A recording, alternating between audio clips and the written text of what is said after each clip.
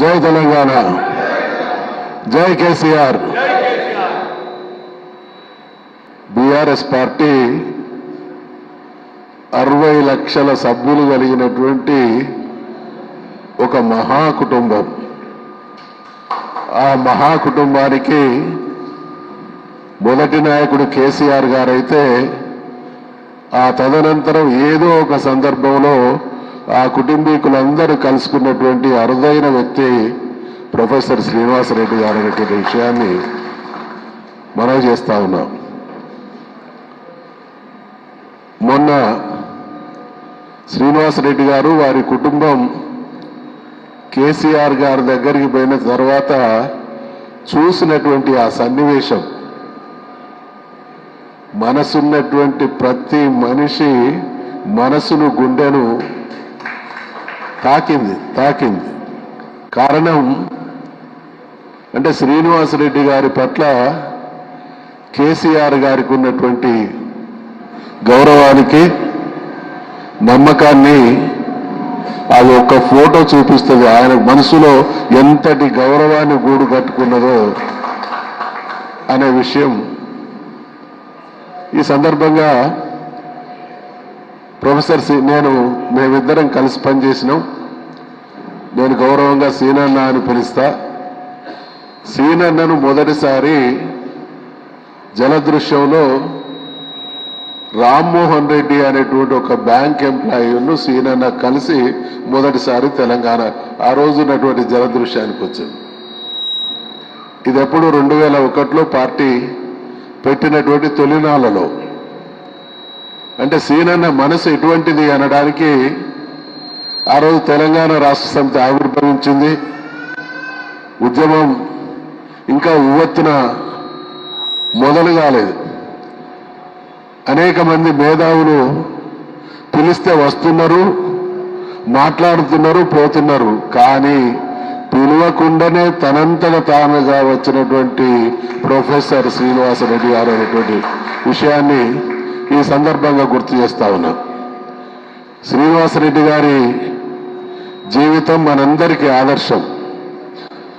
అనేక వైవిధ్యాల పుట్ట గౌరవనీయులు శ్రీనివాసరెడ్డి గారు.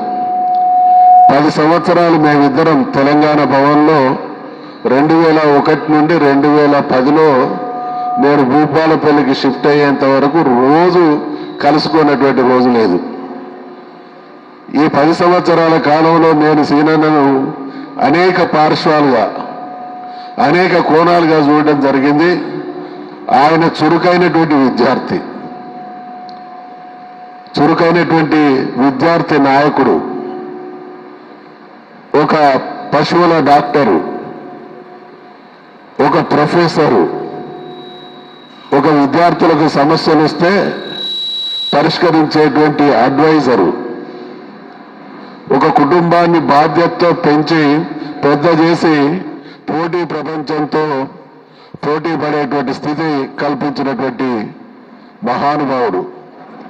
తెలంగాణ నేను ఇందాక మొదలు మనవి చేసినప్పుడు తెలంగాణ అనే నౌకను కేసీఆర్ అనేటువంటి చుక్కాని నడిసంద్రంలో నుండి గట్టెక్కించేటువంటి ప్రయత్నం చేస్తూ ఉంటే ఆయన చిత్తశుద్ధిని అర్థం చేసుకొని ఈ మహానుభావుడు చేసేటువంటి ఈ ప్రతికూల ప్రయత్నంలో నా సహకారం ఉండాలనేటువంటి గొప్ప మనసుతో వచ్చినటువంటి నిఖార్స్ అయినటువంటి ఉద్యమకారుడు ప్రొఫెసర్ శ్రీనివాసరెడ్డి గారు.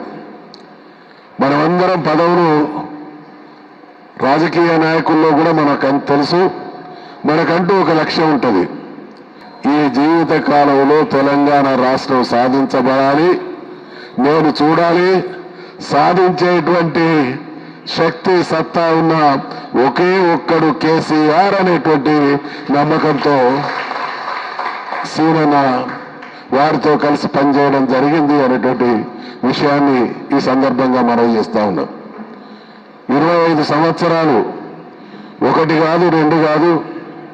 మామూలుగా చాలా మంది ఉద్యోగస్తులు 60 సంవత్సరాలు అయితే రిటైర్ అయినాం, ఇక నాదైనటువంటి జీవితం గడపాలనేటువంటి ప్రయత్నం చేస్తే అప్పటికే సెటిల్డ్ ఫ్యామిలీ, ఆయన రిటైర్డ్ ప్రొఫెసర్, కాలు మీద కాలేసుకొని అమెరికాలో ఉన్నా ఇండియాలో ఉన్నా గొప్పగా బతికేటువంటి అవకాశం ఉంటే నా జాతి అన్యాయానికి గురైతా ఉన్నది, నా జాతిపై దుర్మార్గమైనటువంటి దాడి జరుగుతూ ఉన్నది.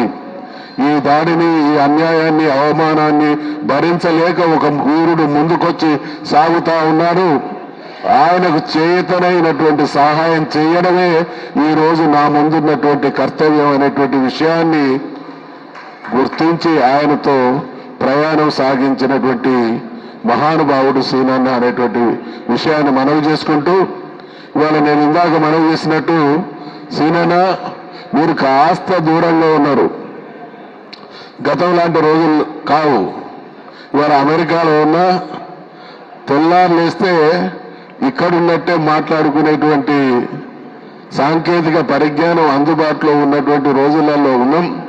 నాకు బలమైన నమ్మకం ఉంది, ఇక్కడ ఏ శుభం జరిగినా, ఎటువంటి ఇబ్బంది కలిగినా మళ్ళీ సీనన్న మన మధ్య ప్రత్యక్షం అవుతాడనేటువంటి విశ్వాసం మాత్రం నాకుంది. ఇక సీనన్న విషయానికి వస్తే మనం అదృష్టవంతులం. ఎందుకు అదృష్టవంతులం అంటే సీనన్న పుట్టిన జిల్లాలో మనం అందరం పుట్టినాం. సీనన్న పనిచేస్తున్నటువంటి పార్టీలో, పనిచేసినటువంటి పార్టీలో మనం పనిచేసినాం. ఇక వ్యక్తిగతంగా నా విషయానికి వస్తే నేను వరంగల్ వాస్తవ్యమే, తెలంగాణ ఉద్యమంలో మొదటి నుండి ఉన్నవారినే.